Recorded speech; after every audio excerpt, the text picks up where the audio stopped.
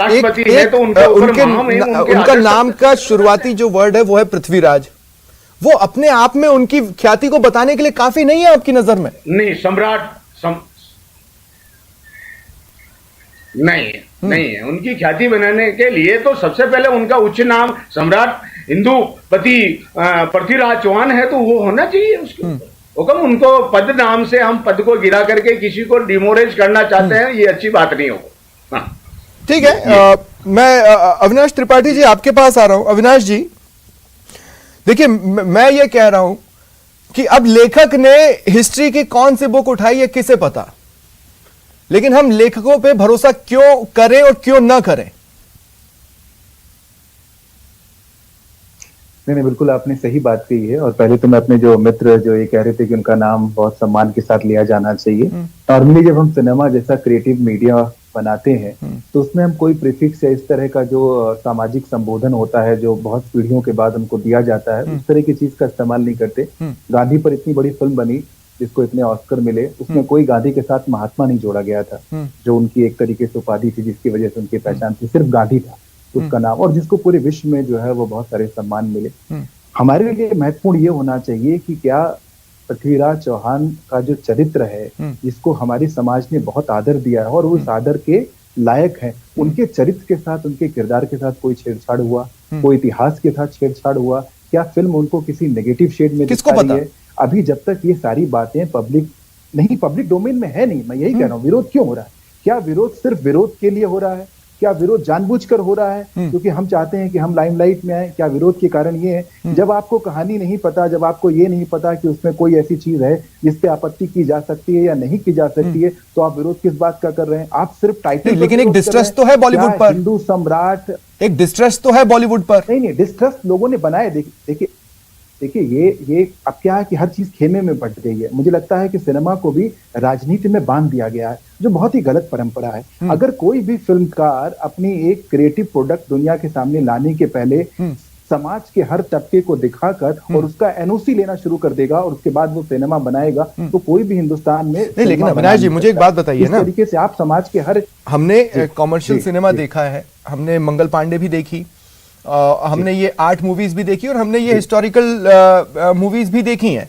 अब मैं आपसे ये कह रहा हूं कि अगर आप हिस्ट्री को टच कर रहे हैं तो फिर आपको एक बार की कॉमर्शियल एंगल से बहुत ज्यादा कॉम्प्रोमाइज करने की जरूरत पड़ेगी, क्योंकि हिस्ट्री के प्रति भी आपकी जिम्मेदारी है। सिर्फ आपकी जेब भी आपकी जिम्मेदारी हो ऐसा तो हो नहीं सकता।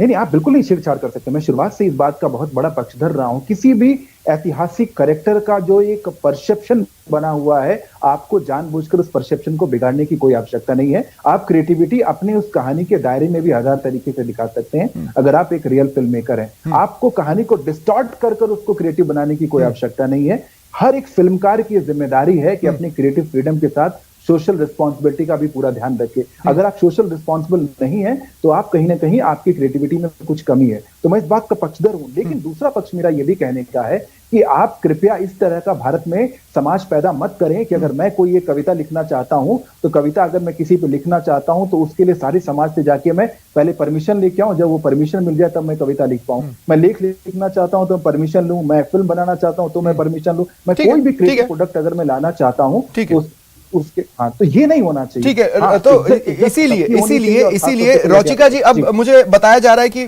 जो भी तकनीकी समस्या थी दूर कर ली गई है।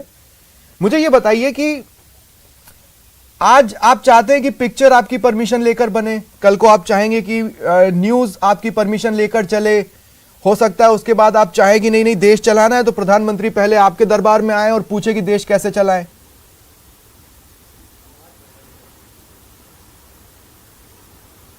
स्वप्निल जी, ये थोड़ा सा एग्जैजरेशन कर रहे हैं आप। यहाँ देश चलाने की और न्यूज़ चलाने की बात नहीं हो रही है, यहाँ एक एंटरटेनमेंट की बात हो रही है। हमारी इतनी बड़ी एंटरटेनमेंट इंडस्ट्री है जिसके बारे में बात हो रही है, और उस एंटरटेनमेंट इंडस्ट्री जो सबसे ज़्यादा कहते हैं वो टैक्स पे करते हैं। वो टैक्स पे कहाँ से करते हैं? वो हम जैसे व्यूअर्स के मूवी देखने के बाद वो पैसा आता है, और अगर उन्हीं व्यूअर्स के जो इमोशंस हैं, उनकी धार्मिक आस्था है, उनकी भावनाएं हैं, अगर वो हर्ट की जाएं तो वो कहाँ तक सही है?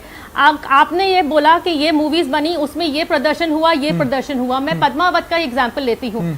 पद्मावती जी, रानी पद्मावती 16,000 रानियों के साथ उन्होंने जौहर किया था। कोई आक्रामक उनको हाथ भी नहीं लगा पाया, देख भी नहीं पाया था, शीशे के थ्रू दिखाया गया था वो भी, और डबल लेयर्स में। ठीक है। और आप उनको सपने में खिलजी के साथ रोमांस करते हुए दिखाते हैं। वो कहां तक सही है आप मुझे बता दीजिए। जो एक कैरेक्टर हमारा हिस्टोरिकल कैरेक्टर है जिसको पूजा जाता है, उनकी रोचिका जी, आपकी बात से लग रहा है आपने पद्मावत देखी, मैंने पद्मावत नहीं देखी, इसलिए मैं उस सीन के बारे में नहीं जानता। लेकिन मैंने पद्मावत देखी है। मैंने नहीं देखी। नहीं, वो सीन तो काटा गया ना, जो आपने अच्छा कहा कि हंगामा हुआ, वो सीन जो सपने वाला वो सीन काटा गया, वो सीन काटा गया। लेकिन वहां पर जैसे अगर बाजीराव पिक्चर की बात करती हूँ, बाजीराव मूवी में उन्होंने 42 युद्ध लड़े, इतने बड़े शूरवीर थे बाजीराव, उन्होंने 42 युद्ध करे, लेकिन उस मूवी में उनका युद्ध कौशल, उनके उस बारे में कोई पराक्रम के मुगले आजम पर आपत्ति क्यों नहीं उठाई थी? उनको एक डांसर के प्यार में, देखिए वो तो मेरे से क्या बात कर रहे हैं, मैं तो बहुत पहले हो चुकी है, मेरे बहुत होने से पहले भी हो चुकी थी मुगले आजम, उस टाइम पे भी लोग होंगे, हो सकता है उन्होंने उठाया हो, किसको पता? सोशल मीडिया और मुझे एक बात बताइए मैम, नहीं था, हो सकता है मुगले रोचिका जी मुझे एक बात बताइए, मैं नहीं कह रहा हूँ, मैं नहीं कह रहा हूँ, आज की तारीख में जो लोढ़ा जी थे चीफ जस्टिस ऑफ इंडिया, मेरा स्टेटमेंट नहीं है, chief justice of India Lodha ji जब थे, उन्होंने कहा कि Indian society is very mature and knows the difference between entertainment and other things. तो आप ऐसी आपत्तियां लेके बाकी इंडियन सोसाइटी को क्या साबित कर रही हैं? स्वप्निल जी, आप आज यहाँ पर बैठे हुए हैं, मैं आपके बारे में एक पिक्चर बनाऊं और उसके अंदर आपकी पूरी जो लाइफ की हिस्ट्री है वो पूरी डिस्टॉर्ट करके बता दूं, क्या आपके परिवार वालों को अच्छा लगेगा? आप लोगों को मूवी बनानी है बनाइए, जिसको मूवी बनानी है बनाइए, कम से कम जो राजा महाराजा हमारे पवित्र कैरेक्टर्स हैं। तो आपको क्यों लगता है अगर वो फिल्म देखने जा रहे हैं, एंटरटेनमेंट होने जा रहे हैं, मेरी फैमिली को पता है कि आप जो चीजें दिखा रही हैं वो मेरी लाइफ का हिस्सा नहीं है? नहीं, एंटरटेनमेंट के लिए नहीं है, नहीं, बिल्कुल भी नहीं। ये एंटरटेनमेंट का मुद्दा नहीं है, जो हमारे हिस्ट्री है वो एंटरटेनमेंट का मुद्दा नहीं है, वो प्रेरणा का मुद्दा है। इस बात का फर्क समझिए। प्रेरणा है लोगों के सिखाने के लिए और सीखने के लिए होती है हिस्ट्री, ये एंटरटेनमेंट के लिए नहीं होती है। हम लोगों को स्कूल में पढ़ाया जाता है, वो एंटरटेनमेंट के लिए नहीं पढ़ाया जाता है, कुछ सीख लेने के लिए पढ़ाया जाता है। आप अगर मूवी बनती है उसमें अगर हिस्ट्री को आप टच करते हैं, रोचिका जी हमें हिस्ट्री पढ़ाई जाती है तो स्कूल में, एंटरटेनमेंट के लिए नहीं, एनलाइटनमेंट के लिए। मैं आपकी बात स्वीकार करता हूँ, सिलेबस में हिस्ट्री कितनी बार चेंज होती है, हर सरकार के साथ चेंज होती है कि नहीं? जी बिल्कुल होती है, हुई है, कई बार हुई है। हमने जितनी आज तक हिस्ट्री सुनी है, पढ़ी है, वो तो इतनी डिस्टॉर्टेड है कि हम लोग जो एक्चुअल है उससे बिल्कुल फर्क पड़ी गई है आज तक। तो फिर यही एग्रेशन आप लोग उनके लिए क्यों नहीं कहते कि जो सिलेबस बनाते हैं उनको हम देख लेंगे? नहीं तो एग्रेशन उसके लिए भी बात होती है, उसके लिए भी मुद्दे उठाए जाते हैं जहां पर अगर कहीं डिस्टॉर्ट। मंगल पांडे, अब मंगल पांडे को आतंकवादी अगर बताया जाएगा तो उस पे ऑब्जेक्शन आता है। मंगल पांडे को आतंकवादी आप नहीं कह सकते, टेररिस्ट नहीं दिखा सकते। उन्होंने ये भी कहा कि this are matters of entertainment, if you restrict it it will affect others. अगर आप इसको रेस्ट्रिक्शन में बांध देंगे तो वो दूसरों पर भी असर डालेगी। तो किसने मना किया है आप ये बताइए स्वप्निल जी, किसने मना किया है? आप जो अगर वो राजा महाराजा जिनके बारे में आप पिक्चर बना रहे हैं, आप उनके वंशज से आप परमिशन ले लीजिए ना। जो देखिए, अच्छा ठीक, हाँ बोले।